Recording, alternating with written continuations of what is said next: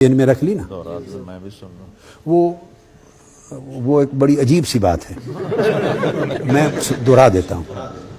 مثلا ایک بچے نے، میں بچہ بیٹا ہونے کے ناطے کہوں گا نا، اب تو عالم ہیں یہ حیدرآباد سندھ سے، مثلا انہوں نے چائے کا ایک آخری گھونٹ میرا رہتا تھا، میں نے ناشتہ نہیں کرتا ہوتا چائے، تو انہوں نے کہا حضور یہ ایک جو گھونٹ بچ گیا مجھے دے دیں، میں نے دے دیا بیٹے کو۔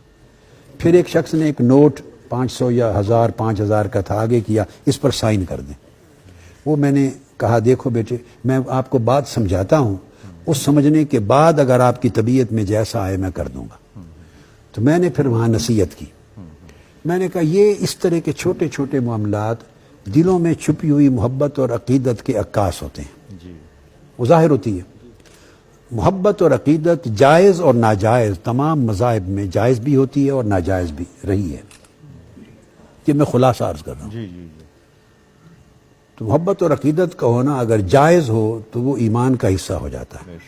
والدین کا ادب ہے، عقیدت ہے، اساتذہ کی ہے، مشائخ کی، بڑوں کی، بزرگوں کی، اولیاء و صالحین کی، صحابہ کرام، اہل بیت عطا، اوپر درجے چلے جاتے ہیں۔ نیک لوگ، دین کی تبلیغ کرنے والے، عالم، استاد، یہ سارے درجے میں آتے ہیں۔ تو یہ ایک حد ہے۔ اس عقیدت کا اظہار ایک الگ چیز ہے۔ پھر میں نے سمجھایا کہ اظہار ہر آدمی جو کرتا ہے وہ اپنی سمجھ، اپنی طبیعت، اپنا ذوق، جو اس کا مائنڈ سیٹ ہے، جو اس کی سمجھ میں آتا ہے اس کے مطابق اظہار کرتا ہے۔ ہر بندے کے پاس علم اتنا نہیں ہے کہ وہ علم کی حدود میں بند رہ کر اظہار عقیدت کرے۔ پھر میں نے صحابہ کرام کی مثال دی، میں نے کہا ایک صحابی آئے آقا علیہ السلام کی بارگاہ میں اور آ کے سجدہ کر دیا، دھڑام گر گئے، سجدہ کر دیا۔ آقا علیہ السلام نے پوچھا یہ کیوں کیا، منع فرمایا، بعد میں فرما دیا یہ حرام ہے، جائز نہیں ہے۔ لفظ حرام نہیں ہے مگر شرعن حرام ہے، اس لیے کہہ رہا ہوں۔ فرمایا انسان کو سجدہ نہیں کر سکتا، اگر میں اجازت دیتا تو بیویوں کو، شوہروں کے لیے اجازت دیتا، اللہ کے سوا کسی کو سجدہ نہیں۔ تو دین ہے، اگر کوئی عبادت کی نیت کر لے تو کافر و مشرک ہو جائے گا، اور تعظیم کی نیت کرے تو فاسق ہوگا، یہ حرام ہے۔ یعنی کسی بھی نیت سے سجدہ اللہ کے سوا کسی کو ہے ہی نہیں، آقا علیہ السلام کے لیے بھی جائز نہیں ہے، تو بس کسی اور کی کیا جواز ہے نا۔ تو میں نے کہا انہوں نے یہ کر دیا، آقا علیہ السلام نے انہوں نے کہا ہم نے دیکھا روم کی سلطنت اپنے بادشاہوں کو سجدے کرتے ہیں، تو ہمارے ہاں آپ سے بڑا بادشاہ کون ہے؟ اب انہوں نے ایک اظہار عقیدت کیا، مسئلہ معلوم نہیں تھا مگر جو سمجھ میں آیا اظہار کر دیا۔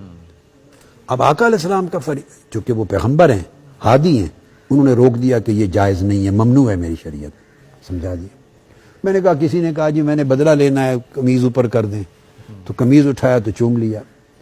سردیوں میں سخت جاڑا، پانی لے کے کھڑے ہو جاتے فجر کے بعد، ہاتھ ڈبو دیں، ہمارے بچے بیمار ہیں، شفا ہو جائے گی۔ یہ سب عقیدتوں کے مظاہر ہیں۔ اس طرح کے بہت سے واقعات آپ کو ملیں گے۔ تو میں ان کو یہ سمجھا رہا تھا کہ یہ ساری چیزیں جن پہ آقا علیہ السلام نے منع نہیں فرمائی وہ جائز کی حد میں آ جاتی ہیں، جس پر منع نہیں وہ جائز ہے۔ مگر میں نے سمجھایا ہر جائز چیز معیار نہیں ہوتا، اصل یہ بات سمجھیں، یہ میں تمہید لا کے تو اینڈ پہ ہر جائز چیز معیار نہیں ہوتا۔ میں نے کہا میری طبیعت اور روش یہ ہے اور علم یہ کہتا ہے کہ جائز پر اکتفا نہ کریں، اونچے معیار کی طرف جائیں۔ جائز کریں گے تو آپ کو گناہ کوئی نہیں، کوئی آپ کو نقد نہیں کر سکتا، تان نہیں کر سکتا اللہ کے ہاں، اور اس جائز میں اگر نیت اچھی ہے تو اجر اور ثواب بھی بن جائے گا، مگر زندگی میں اسوہ جو بنائیں وہ اعلیٰ۔ پھر میں نے کہا صحابہ کرام میں اگر اس کو فرق کرنا ہو تو خلفائے راشدین کا اسوہ سب سے اعلیٰ، سیدنا صدیق اکبر، سیدنا فاروق اعظم، سیدنا عثمان غنی، سیدنا علی المرتضیٰ، اور اکابر جج صحابہ کرام جن کو کثرت کے ساتھ حضور علیہ السلام کی صحبت ملی، کثرت کے ساتھ۔ ورنہ تو جب آپ نے خطبہ حجت الوداع دیا تو 1.25 لاکھ کے قریب صحابہ سن رہے تھے آپ کے، تو صحابی تھے، مگر جن کو کثرت کے ساتھ صحبت ملی ان کا فہم اور اس کا درجہ اور تھا، جنہوں نے 1-2 بار زندگی میں آ کے زیارت کی چلے گئے ان کا فہم اور فہم کا درجہ اور تھا۔ اظہار میں فہم کا دخل ہو جاتا ہے کہ بندے کی کتنی سمجھ ہے، کتنی نہیں، اور جنہوں نے طویل صحبت اختیار کی ہو وہ اپنے فہم کو فنا کر دیتے ہیں فہم نبوی میں۔ جو آقا علیہ السلام نے تعلیم دی اس میں اپنی سوچ کو فنا کر دیتے ہیں. تو میں نے مثال ان کو یہ دی کہ زندگی میں ہمیشہ جو وتیرہ ہے وہ اعلیٰ اور معیاری رکھے. آخری بات جو ہمارے ہاں یہ جو مسئلہ کی جھگڑے بھی بہت سے ہوئے ہیں اور فرقہ واریت بنی اور دنگا فساد ہوا، انہوں نے جائز تھی، ہمارے ہاں لوگوں نے جائز چیزوں کو جواز کو جائز کو واجب کا درجہ دی تھی اور کسی نے مال جائز کو حرام کا درجہ دی تھی. مطلب حکم نہیں ہے، مباح ہے، اس نے ان کو حرام بنا دیا. اور بہت سے لوگ ایک امر جائز ہے اس پر منع ثابت نہیں، اس کو اس طرح ڈٹ جانا تلوار لے کر کے یہ واجب ہوتا ہے جیسے فرض ہے، اس سے تفرقے ہوتے ہیں، فرقے بن جاتے ہیں. بہت سی چیزیں ایسی ہیں ہم کرتے ہیں اپنے ذوق کے مطابق، کبھی کر لیتے ہیں اور کبھی نہیں کرتے، اپنے بطور واجب نہیں سمجھتے.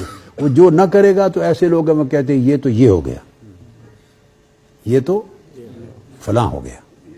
یہ تنگ نظری ہے. تو ہمیشہ معیار پہ جائیں اور اعلیٰ طریق پر جائیں.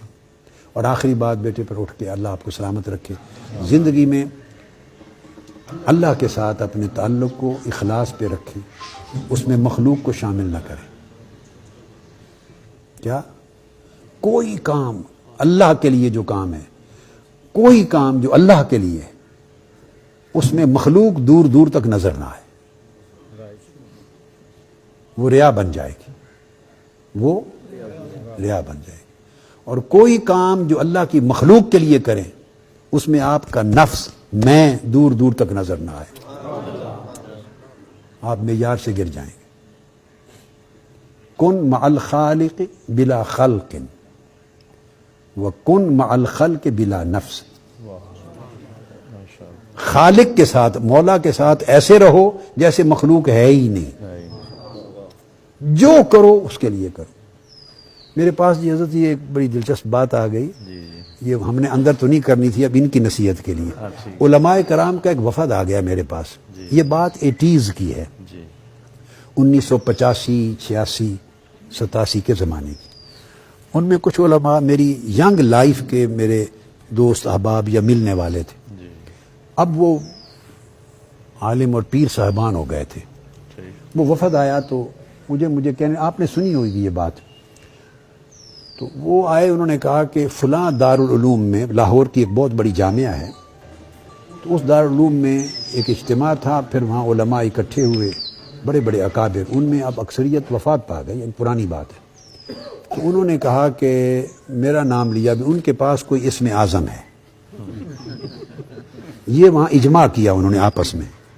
اجماع بھی جیسے ہر گلی کے بعد مولوی صاحبان اجماع کرتے رہتے ہیں، ہر بندہ جو مولوی جو کہتا وہ کہتا ہے اس پر اجماع امت ہے. نہ اس کو اجماع کا پتہ نہ امت کا پتہ، وہ خود ہی امت ہے، خود ہی اجماع ہے، خود ہی دین ہے. جو اس کی نہیں مانے وہی کافر ہے. اس لیے ہم نے جنگ لڑی ہے فتنہ تکفیر کے خلاف ساری زندگی. کسی کا حق نہیں ہے کسی کو کافر بنانے. صوفیاء، ہم صوفیاء کے مشرب کے لوگ ہیں. صوفیاء مسلمان بناتے تھے اور تم آج کافر بناتے ہو. وہ اسلام میں داخل کرتے تھے، تم اچھے بھلے مسلمانوں کو اسلام سے خارج. اس لیے ہم نے اس کے لیے آپ کو پتہ ہے 35-40 سال جنگ لڑی، مگر اللہ نے کامیابی دی، وہ زبانیں بند ہو گئیں. ابھی پھر کچھ عرصے میں چل پڑی. وہ ہوتا رہتا ہے. اس طرح کی سوچ جو ہے وہ خارجیت کی سوچ ہے، وہ خارجیت کی سوچ ہے.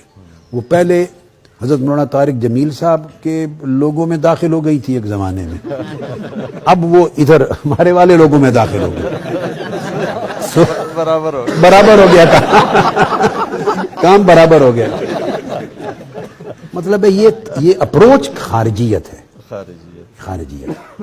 اور اعتدال، تواضع، انکساری، وسعت قلبی، نرمی، نفرت کا نہ ہونا، پیار، محبت، یہ دین ہے. کافر غیر مسلم بھی آپ کے ساتھ بیٹھنے میں جھجک محسوس نہ کرے. فاسق و فاجر گناہگار بھی آپ کے ساتھ بیٹھنے میں گھبراہٹ محسوس، یعنی دیندار آدمی کوئی دہشت نہ بن جائے اس کے لیے کہ وہ اس پر دہشت طاری ہو جائے. دیندار آدمی کے پاس بیٹھے تو اس کو انس اور فرحت محسوس ہو. یہ اپنے اخلاق میں رکھیں بیٹے. آپ کے اخلاق، اس میں نفرت نہ ہو، گالی گلوچ نہ ہو، ہمیشہ وضو کے ساتھ رہیں. میں اختتام کر رہا ہوں. یہ تو آپ عمل کرتے ہوں گے، پہلے دن کی نصیحت ایسے ہی ہے ہمیشہ. کبھی زندگی میں سمجھیں جو وقت وضو کے بغیر ہے وہ آپ مر گئے، آپ اس وقت زندہ نہیں اس لمحے. یعنی مسلمان بغیر وضو کے یوں سمجھیں کہ سمجھ میں نہیں آ سکتا کہ وہ کیسے چل پھر رہا ہے، کیسے کھا رہا ہے، کیسے مل رہا ہے لوگوں سے. وضو مومن کا بیٹے لباس ہے. وضو مومن کا اس سے 60% نماز کا پڑھنا آسان ہو جاتا ہے، اس سے برکت ملتی ہے. وضو سے رہیں. نماز کی، روزہ کی، عبادات کی اور طاعات کی کبھی غفلت نہ کریں. غفلت شیطان کے داخل ہونے کا دروازہ ہے. انہوں نے کہا کہ جا کے پوچھ آئیں کہ کیا اسم اعظم ہے.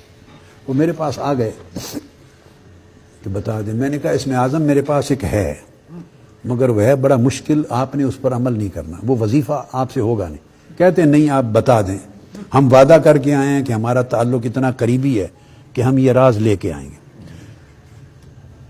انہوں نے کہا وہ خطاب سے پہلے بھی دیکھتے ہیں، تسبیح ہوتی ہے ہاتھ میں، لب ہلتے ہیں، کچھ پڑھتے ہیں، اس سے تسخیر قلوب ہوتا ہے.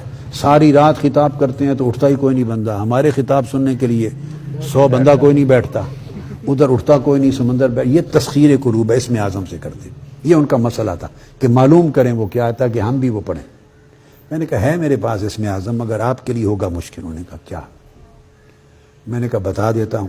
اسم اعظم یہ ہے کہ اللہ کی عزت کی قسم ہے میں نے زندگی میں کوئی کام مخلوق کے لیے نہیں کیا، جو کیا اللہ کے لیے کیا. یہ میرا اسم اعظم. کوئی کام جو کرتا ہوں اس میں کسی مخلوق اور کسی دنیاوی غرض کے لیے نہیں، صرف اللہ کے لیے کرتا ہوں. اللہ کو، میرے اللہ کو پسند ہے یا ناپسند ہے، کروں یا نہ کروں، میرا کوئی پیمانہ علاوہ اس کے زندگی میں ہے ہی نہیں. تو میں اس دل میں اللہ کے سوا اور اللہ کی رضا کے سوا اور اس کے قصد کے سوا کسی چیز کو داخل نہیں کرتا.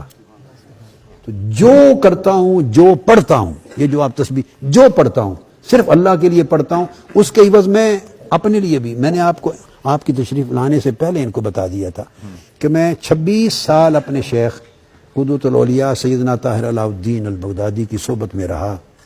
میں نے ان کو بتایا 26 سال میں ایک بار بھی میں نے ان سے عرض نہیں کیا کہ حضور میرے لیے دعا فرما دیں. 26 سال میں نے اپنے شیخ سے نہیں عرض کیا کہ دعا کر. میں اپنی زندگی کے معاملات اللہ پہ چھوڑ دوں. یہ میرا توکل کا معنی ہے کہ مولا بندے کی بہتری کو بندے سے زیادہ اچھا جانتا ہے. تو میں نے کہا میں اللہ کے سوا کسی کے لیے کوئی عمل نہیں کرتا، اللہ کی رضا کے لیے. یہ اسم اعظم ہے. اور یہی حضرت ابراہیم بن ادم نے بتایا تھا. کسی نے پوچھا اسم اعظم، فرمایا تو دل سے اللہ کے غیر کو نکال دے تو جو لفظ پڑھے وہی اسم اعظم ہو، جو چاہو پڑھو اسم اعظم ہو. بیٹے دل کو اتنا خاص کر لیں، خالص، طاہر، ستھرا، اور اخلاق اچھے رکھیں. بیٹے آپ کے اخلاق سے، عبادت سے، وضع قطع سے، تواضع انکساری سے، لوگوں کے ساتھ اخلاص اور محبت سے، پیار سے خوشبو آئے ایمان کی بھی، مسلمان ہونے کی. اور اگر یہ پیدا کر لیں تو سمجھیں آپ منہاج القرآن سے کچھ لے کر گئے، یا آپ کا میرے ساتھ کوئی تعلق ہے اور اس کا کچھ فائدہ پہنچا آپ کو. اگر یہ خوشبو آپ اپنے عمل سے، زندگی اور اپنے برتاؤ سے لوگوں کے ساتھ نہیں دے سکتے تو آپ اس کو امپروو کرتے رہیں، امپروو کریں. ٹھیک ہے بیٹے، اللہ آپ کو برکت دے. سلام جی. یہ دعا ہو گئی بیٹے. یہ جو نصیحت کی اللہ ہم سب کو اسی کا عامل بنا دے اور آپ سب کو عامل بنا دے. یہ دعا ہے بیٹے، اللہ ہمیں سب کو اس کا عامل بنا دے.